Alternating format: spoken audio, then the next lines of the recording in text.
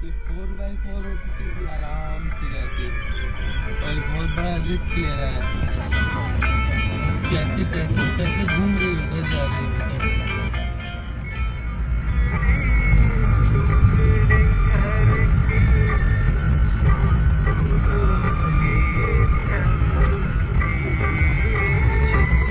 और आगे जाओ मुश्किल है, और आगे जाओ मुश्किल। एक ही गाड़ी चलती है, तो एक ही जगह रखना, एक ही टायर रखना था चढ़ने को।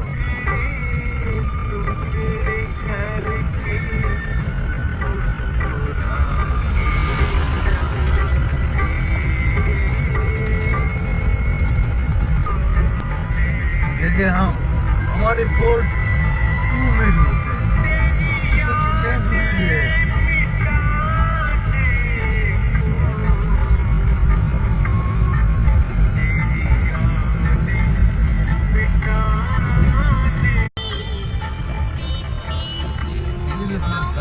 ये गंडोला गाड़ी है, उसका चेन देखो, बिना चेन कहाँ जाएगी।